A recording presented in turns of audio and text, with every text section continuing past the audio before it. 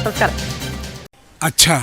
തിരുവനന്തപുരത്ത് തെരഞ്ഞെടുപ്പിൽ മത്സരിക്കുമ്പോൾ രാജീവ് ചന്ദ്രശേഖരന്റെ പോസ്റ്ററുകളിൽ നിറഞ്ഞ ഒരു വാക്കുണ്ട്, ഇനി കാര്യം നടക്കും എന്ന്. തിരുവനന്തപുരത്തെ കാര്യം നടന്നില്ല. പക്ഷെ അദ്ദേഹം BJPയുടെ സംസ്ഥാന അധ്യക്ഷനായി മാറുകയാണ്. നാളെയാണ് ഔദ്യോഗിക പ്രഖ്യാപനമെങ്കിലും നാമനിർദ്ദേശ പത്രിക സമർപ്പിച്ചിരിക്കുന്ന ഒരൊറ്റയാൾ മാത്രമാണ്. കൃത്യമായ കേന്ദ്ര നിർദ്ദേശമാണ്. അപ്പോൾ രാജീവ് ചന്ദ്രശേഖറാണ് ഇനി സംസ്ഥാനത്ത് BJP നയിക്കുന്നത് എന്നതിൽ തർക്കമില്ല, സംശയമില്ല. നാളെ ഔദ്യോഗിക പ്രഖ്യാപനം. എന്തു കാര്യമായിരിക്കും അദ്ദേഹം നേതൃത്വത്തിൽ നിന്ന് BJPക്ക് നേടിക്കൊടുക്കുക എന്നുള്ളത്? BJPക്ക് സംസ്ഥാനത്ത് നിയമസഭയിൽ ഒരു സീറ്റുണ്ടാകുന്നു, അത് പിന്നീട് നഷ്ടപ്പെടുന്നു. ലോക്സഭയിൽ ഒരു സീറ്റുണ്ടാകുന്നു, അത് തുടരുന്നു എന്നുള്ളതാണ് രാഷ്ട്രീയ സാഹചര്യം. അതിനപ്പുറത്തേക്ക് BJP മറ്റു സംസ്ഥാനങ്ങളിൽ, മറ്റ് ഇടങ്ങളിൽ, മറ്റ് ഭൂമികളിൽ നേടിയിട്ടുള്ളതുപോലെ വളരെ രാഷ്ട്രീയ ഭൂപടം തന്നെ മാറ്റിമറിക്കുന്നതിന് തുല്യമായ പരീക്ഷണങ്ങൾക്കൊന്നും കേരളത്തിൽ സാധിച്ചിട്ടില്ല. നീ ഒരു നയവഞ്ചകനാണ്, തോളിലിരുന്ന് ചെവി തിന്നുന്നവരാണ് എന്നുള്ള യാഥാർത്ഥ്യം ഉൾക്കൊണ്ട് എങ്ങനെയാണോ കാര്യങ്ങളെ ചലിപ്പിക്കുക എന്ന് കൃത്യമായി അറിയാവുന്ന ഒരു പ്രൊഫഷണൽ കൂടിയായ രാഷ്ട്രീയക്കാരൻ നേതൃത്വത്തിൽ വരുമ്പോൾ BJPയെ കാത്തിരിക്കുന്നത് എന്താണ് എന്നുള്ളതാണ് ഏറ്റവും നിർണായകമായ കാര്യം. ശ്രീ VV രാജേഷ്, ആദ്യമായി തന്നെ നിങ്ങൾക്ക് പുതിയ സംസ്ഥാന നേതൃത്വം ഉണ്ടാകുന്നു. അതിലുള്ള അഭിനന്ദനവും സന്തോഷവും അറിയിക്കുന്നു. എങ്ങനെയാണ് BJPയുടെ സംസ്ഥാന നേതൃത്വവും അണികളും ഈ ഒരു മാറ്റത്തെ കാണുന്നത്? അപ്പോ നമുക്ക് ചർച്ച തുടങ്ങാം. BJPയുടെ അണികളെയും സംസ്ഥാന നേതൃത്വത്തെയും സംബന്ധിച്ച് പാർട്ടി എടുക്കുന്ന തീരുമാനങ്ങൾ, ആ തീരുമാനങ്ങൾ എടുക്കുന്ന സമയത്ത് ചർച്ച ചെയ്യുന്ന ഘടകങ്ങളിൽ അവർക്കുള്ള അഭിപ്രായങ്ങൾ അവർ പറയും.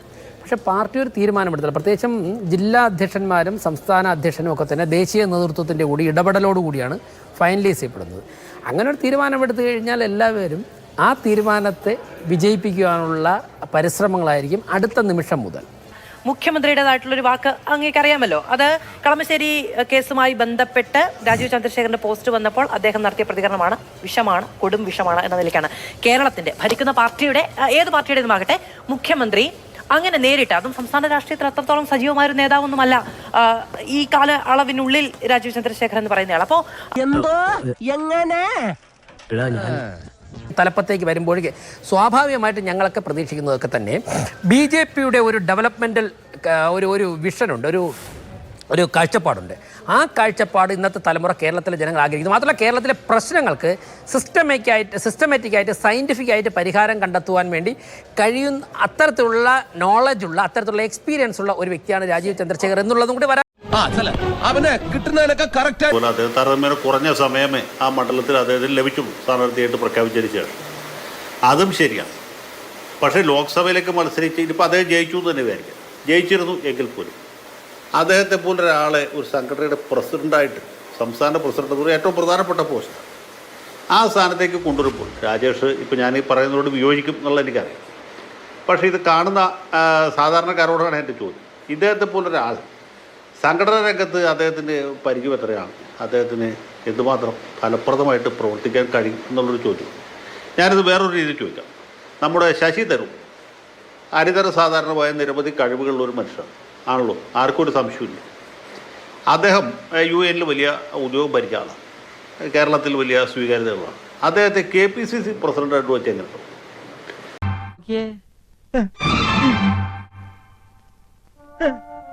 അദ്ദേഹം പ്രസക്തി എന്ന് ഞാൻ വിചാരിക്കും. ഈ BJPയുടെ കേന്ദ്ര നേതൃത്വത്തിലുള്ള ആളുകൾ പല വിധത്തിലുള്ള കണക്കൂട്ടലുകൾ നടത്തിയിട്ടാണ്, കൂട്ടലും കിഴിക്കലും പല രീതിയിൽ നടത്തിയിട്ടാണ് അദ്ദേഹത്തെ ഇൻട്രൊഡ്യൂസ് ചെയ്യുന്നത്. അദ്ദേഹത്തിന് എന്ത് അത്ഭുതം സൃഷ്ടിക്കാൻ കഴിയും എന്ന് നമ്മളിപ്പോൾ പ്രവചിക്കുന്നതിൽ അർത്ഥമില്ല. പക്ഷേ ഒരു പരീക്ഷണം എന്ന രീതിയിൽ അദ്ദേഹത്തെ അവതരിപ്പിക്കുക, അത് എന്തുമാത്രം ഫലപ്രദമാകും എന്നുള്ള വേറെ ചോദ്യമാണ്. ശരി, ഞാൻ അങ്ങനെയൊക്കെ വരാം. ഡോക്ടർ, 18 വർഷം BJPയുടെ MP ആയിരുന്ന, കേന്ദ്രമന്ത്രിയായിരുന്ന ഒരാളെ പറ്റി VD സതീശൻ പറയുന്നത് അദ്ദേഹം BJPയുടെ പൊളിറ്റിക്സ് ഷെയർ ചെയ്യുന്നുണ്ടെന്ന് ഞാൻ വിചാരിക്കുന്നില്ല എന്നുള്ളതാണ്. ശരിക്കും നമ്മളെയൊക്കെ വല്ലാതെ സർപ്രൈസ് ചെയ്യിച്ച ഒരു കമന്റ് ആയിരുന്നു VD സതീശന്റെ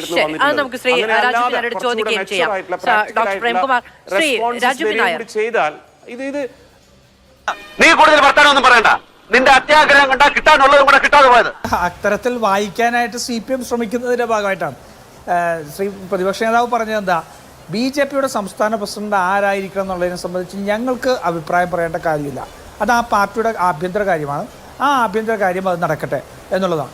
പിന്നെ രാജീവ് ചന്ദ്രശേഖരൻ ഒരു BJPക്കാരനായിട്ടൊന്നുമില്ല. അത് പറഞ്ഞതിൻ്റെ ഉദ്ദേശം ഈ BJP ഇന്ന് കേരളത്തിലെ BJPക്ക് എന്താ പറയുക, BJPയുടെ ആശയങ്ങളിൽ ഊന്നി നിന്ന് പ്രവർത്തിക്കുന്ന ആൾക്കാരെല്ലാം ഇവിടെ നിൽക്കുമ്പോൾ അതിനപ്പുറം ചില ലക്ഷ്യങ്ങളോടുകൂടി BJPയോട് കച്ചവട താല്പര്യവും എല്ലാം വെച്ചിട്ടുള്ള ലക്ഷ്യങ്ങളോട് BJPയിൽ പങ്കുചേർന്നിട്ടുള്ള ഒരാളെ ഇന്ന് പ്രാമുഖ്യം കൊടുക്കുന്നു. അതിനപ്പുറം രാജീവ് ചന്ദ്രശേഖർ ഏതാണ്ട് ക്ലീൻ ചിറ്റ് കൊടുത്തു എന്നുള്ളതൊന്നും ചിന്തിക്കരുത്. ഞങ്ങൾ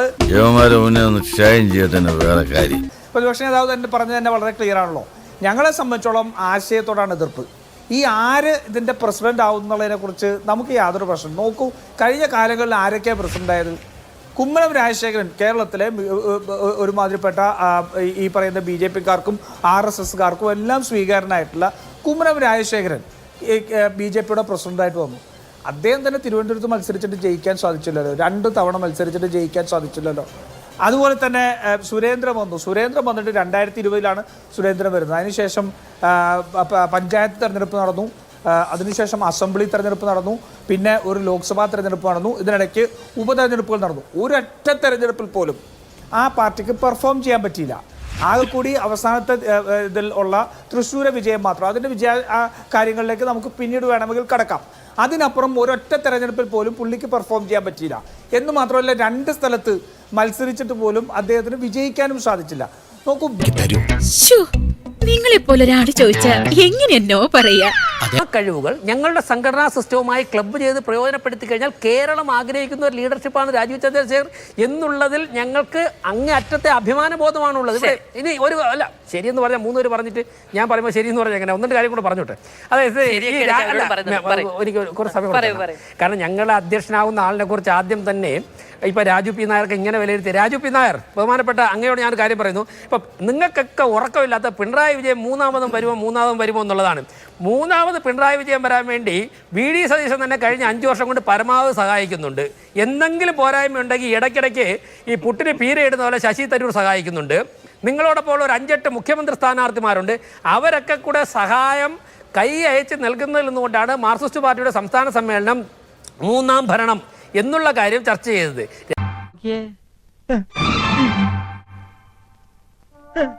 രാജീവ് ചന്ദ്രശേഖർ ഇന്നല്ലേ പ്രസിഡന്റ് ആയുള്ളൂ. 5 വർഷം മുമ്പ് VD സതീശൻ തുടങ്ങി പണി. പിണറായി വിജയനെ വീണ്ടും അധികാരത്തിൽ വരെ ഞങ്ങളതിനെ തടയാനാണ് ശ്രമിക്കുന്നത്, ഞങ്ങളതിനെ പരാജയപ്പെടുത്താനാണ് ഞങ്ങൾ ശ്രമിക്കുന്നത്.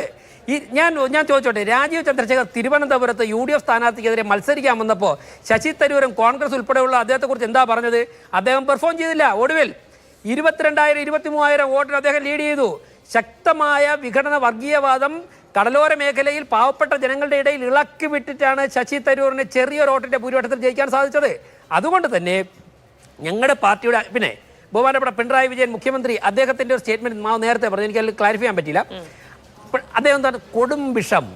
അതിലാണ് രാജീവ് ചന്ദ്രശേഖർ കേരള രാഷ്ട്രീയത്തിൽ ഒരു പാർട്ടിയുടെ കീ പോസ്റ്റിൽ വന്നപ്പോഴേക്കും കേരളത്തിൽ ഉണ്ടായിട്ടുള്ള കേരളത്തിലെ മിഡിൽ ക്ലാസ്, അതോടൊപ്പം തന്നെ എഡ്യൂക്കേറ്റഡ് ക്ലാസ്, പിന്നെ സാധാരണക്കാരായ അടിസ്ഥാന ജനവിഭാഗങ്ങൾ, അദ്ദേഹം കൊണ്ടുവന്ന ടെക്നോളജി ജീവിതത്തിൽ പ്രയോജനപ്പെട്ട ജനങ്ങൾ, അഴിമതിക്കെതിരായി പോരാടാൻ ആഗ്രഹിക്കുന്നവർ, വിദ്യാർത്ഥികൾ, ചെറുപ്പക്കാർ, അവരുടെ ഇടയിലുണ്ടായ തിരയിളക്കം മണിക്കൂറുകൾക്കുള്ളിൽ കേരളത്തിൽ ആദ്യമായിട്ട് മനസ്സിലാക്കിയത് ബഹുമാനപ്പെട്ട കേരള മുഖ്യമന്ത്രിയാണ്.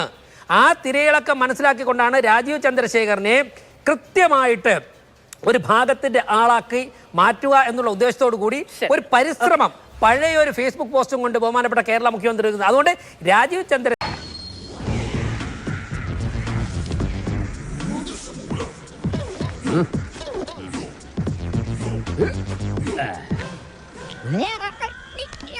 ശേഖർ കേരളത്തിൽ BJP അധ്യക്ഷനായതിന്റെ CPM-നുള്ള അപകടം ഏറ്റവും ആദ്യം മനസ്സിലാക്കിയിരിക്കുന്നത് കേരള മുഖ്യമന്ത്രിയാണ് എന്നുള്ളതാണ് ഞങ്ങൾക്ക് ആത്മവിശ്വാസം കൂട്ടുന്നത്.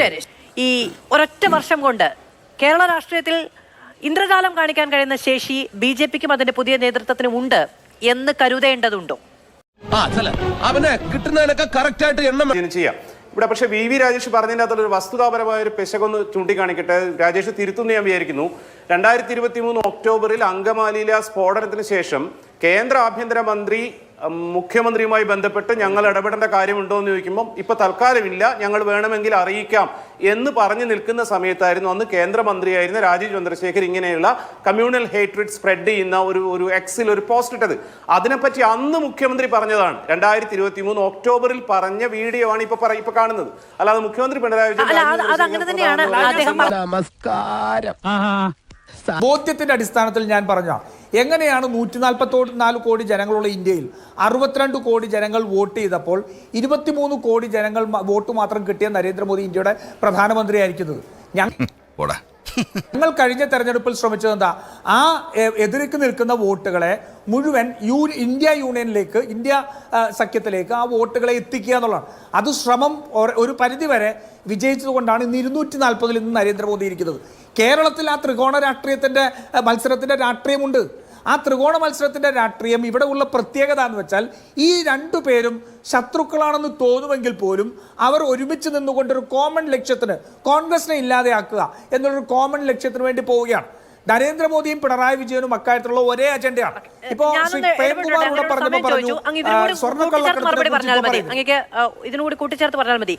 ഈ ത്രികോണ മത്സരത്തിന്റെ സാധ്യത എന്നതിൽ പോലും കോൺഗ്രസിലെ നേതാക്കൾക്ക് തമ്മിൽ ആശയ പ്രശ്നമില്ലേ? ഇപ്പൊ ചെന്നിത്തല ത്രികോണ മത്സരം ഉണ്ട് എന്ന് പറയുന്നത് പോലെ അല്ല കെ മുരളീധരൻ. ശരി, പറഞ്ഞോളൂ. ഇല്ല, അല്ല, ഒരാശയ പ്രശ്നവുമില്ല. ഞങ്ങളെ സംബന്ധിച്ചിടത്തോളം ഒറ്റ ലക്ഷ്യമേ ഉള്ളൂ. പിണറായി വിജയനെതിരെ ഇന്ന് കേരളത്തിൽ നിൽക്കുന്ന ജനവികാരം, ആ ജനവികാരം ഭിന്നിച്ചു പോയാൽ പിണറായി വിജയൻ വീണ്ടും അധികാരത്തിൽ വെത്തുന്ന സാഹചര്യം ഉണ്ടാവും. അതുകൊണ്ട് ഞങ്ങൾ വോട്ടർമാർക്ക് കൊടുക്കുന്ന, കേരളത്തിലെ ജനങ്ങൾക്ക് കൊടുക്കുന്നത് അപകട ഭീഷണിയാണ്.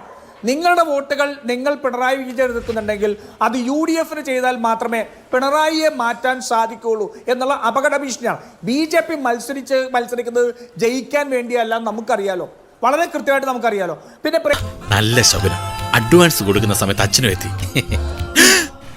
പ്രേംകുമാർ ഇവിടെ പറഞ്ഞു, ഞാനിപ്പോ സ്വർണ്ണക്കള്ളക്കടത്തിനെ കുറിച്ച് മറ്റൊന്ന് പറയും. ഇതൊക്കെ പറയുന്ന കാര്യങ്ങളാണ്. ഞാൻ ഒരു കാര്യം മാത്രം മാധുരോട് ചോദിക്കുന്നു. ഈ മാസപ്പടി വിവാദം ഉണ്ടായപ്പോൾ അതിനു തൊട്ടുപിറകെ BJPയുടെ സംസ്ഥാന പ്രസിഡന്റ് പത്രസമ്മേളനം നടത്തിയിട്ട് എറണാകുളത്തെ വിദ്യാഭ്യാസ കൺസൾട്ടൻസി സ്ഥാപനമായ സാന്റാ മോണിക്ക മുതൽ 10 കമ്പനികൾ ഈ പിണറായി വിജയന്റെ മകളുടെ അക്കൗണ്ടിലേക്ക് പണം കൊടുക്കുന്നതിനെ സംബന്ധിച്ച് ഞങ്ങളുടെ കയ്യിൽ വിവരമുണ്ടെന്ന് പറഞ്ഞു. എറണാകുളത്തെ മാധ്യമപ്രവർത്തകരോട് അന്വേഷിച്ച് കഴിഞ്ഞാൽ ഇതിൽ നിന്നുള്ള ഫോട്ടോ കാണിച്ചപ്പോൾ പ്രകാശ് ജാവ്ദേക്കറുടെ വാട്സാപ്പ് മെസ്സേജിൽ നിന്നാണ് അത് നോക്കി വായിച്ചത്. അന്നത്തെ മാധ്യമപ്രവർത്തകർ എന്നോട് പറഞ്ഞാണ്, കണ്ടിട്ടുണ്ട്. ഞാൻ ചോദിക്കട്ടെ മാധു, ഈ നിമിഷം വരെ ഈ രാജേഷ് ഉൾപ്പെടെ BJPയുടെ ഏതെങ്കിലും നേതാക്കന്മാർ ഇവരുടെ കയ്യിലിരിക്കുന്ന ഈ വിവരത്തെ സംബന്ധിച്ച് പിന്നീട് പിണറായി വിജയന്റെ മകൾക്കെതിരെ ആരോപണം ഉന്നയിച്ചിട്ടുണ്ടോ? സാന്റാ മോണിക്ക ഇവിടെ ഉണ്ടല്ലോ, ULCC ഇവിടെ ഉണ്ടല്ലോ, ഇവരെല്ലാം പൈസ കൊടുത്തുന്ന ആളായിരുന്നല്ലോ. എന്തേ അന്വേഷിക്കാത്തത്? എന്തുകൊണ്ടാണ് പിണറായി വിജയന്റെ മകൾക്കെതിരെ ഇന്ററിം സെറ്റിൽമെന്റ് ബോർഡ് 2022 ജൂണിൽ വിധി പുറപ്പെടുവിച്ചിട്ടും 3 മാസം കേരളത്തിലെയും നാട്ടിലെയും ജനങ്ങൾ അതറിയാതെ പോയത് എങ്ങനെയാ?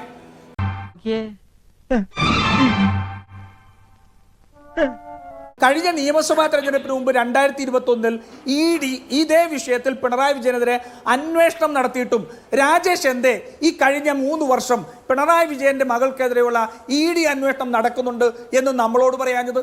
പക്ഷേ ഈ പറയുന്ന മൂന്നാം മൂഴം ഉണ്ടാവുകയാണെങ്കിൽ അതിൽ ഏറ്റവും കൂടുതൽ കോൺട്രിബ്യൂട്ട് ചെയ്യുന്നത് VD സതീശനടക്കം പ്രതിപക്ഷ നേതാക്കളാണ് എന്നൊരു പരിഹാസം കൂടി അദ്ദേഹം പറയുന്നുണ്ടായിരുന്നു. ചുരുങ്ങിയ വാക്കുകൾ അതിനും കൂടി മറുപടി പറഞ്ഞാൽ നമുക്ക് ഇടവേള എടുക്കാം.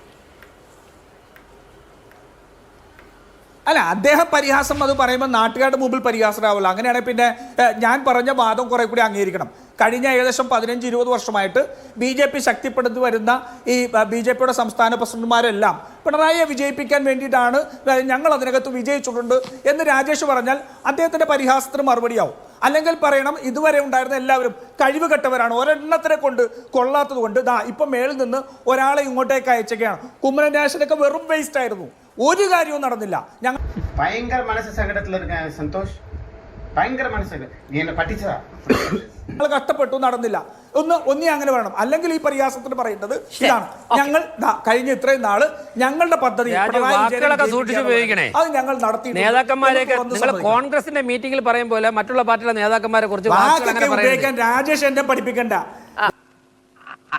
അതല്ല ഉദ്ദേശം, ഞാൻ മാറി പിന്നെ ചൂടാണ്ട് AC ഇല്ല. അത് രാജേഷ് വാക്കെന്ന് ഉപയോഗിക്കാൻ എന്നെ പഠിപ്പിക്കണ്ട. പരാജയമായിരുന്നു നിങ്ങൾ അംഗീകരിച്ചപ്പോ നിങ്ങളുടെ ഭാഗത്ത് അല്ല ഞാൻ ഖണ്ഡിച്ചത്, നിങ്ങളുടെ ഭാഗത്തല്ലേ ഞാൻ ഖണ്ഡിച്ചത്. കുമ്മനശാരൻ നിങ്ങൾക്ക് വലുതായിരിക്കും, എനിക്കൊന്നുമല്ല. ഈ നാട്ടിലെ ഏറ്റവും വലിയൊരു വർഗീയവാദിയാണ് അദ്ദേഹം.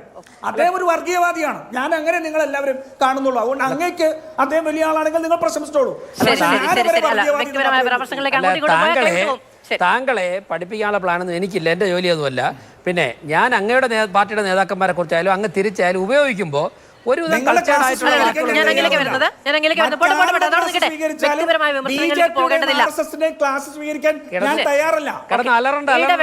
അലറയൊന്നും വേണ്ട, താങ്കൾ തയ്യാറാവണ്ട.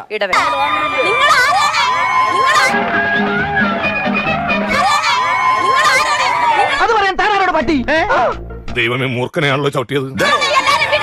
ഒരു മിനിറ്റ് ചർച്ച നടത്തുമ്പോൾ ചർച്ച എന്താണെന്ന് അറിഞ്ഞുകൊണ്ട് സംസാരിക്കണം. ഞാൻ പറഞ്ഞ എന്താ, അദ്ദേഹം നടത്തിയ പരിഹാസത്തിന് ഞാൻ മറുപടിയായിട്ട് പറഞ്ഞത്, അങ്ങനെയാണെങ്കിൽ ഈ കഴിഞ്ഞ കാലഘട്ടത്തിലല്ല മുഴുവൻ BJP പ്രസിഡന്റുമാരും കുമ്മനം രാജശേഖരൻ എന്ന് സ്വയം പറയുന്നത് ഞാൻ അദ്ദേഹത്തെ കഴിവട്ടെന്ന് ഞാൻ വിളിച്ചില്ല.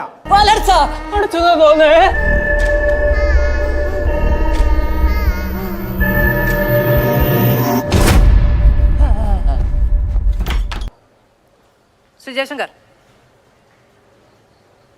അല്ല BJPയും കോൺഗ്രസും അല്ല നമ്മുടെ കോൺഗ്രസും ഇടതുപക്ഷവും ഇത് തീർച്ചയായിട്ടും അതിൻ്റെ അകത്തൊരു വെല്ലുവിളി അടങ്ങിയിട്ടുണ്ട്. വെറുതെ ഒരു പ്രസിഡന്റിനെ തീരുമാനിക്കുകയല്ല ചെയ്തിട്ടുള്ളത്. അതിന് വ്യക്തമായ ഉദ്ദേശവും കരുതലും ഉണ്ട്. നിങ്ങളൊരു മണ്ടനായി പോയല്ലോ.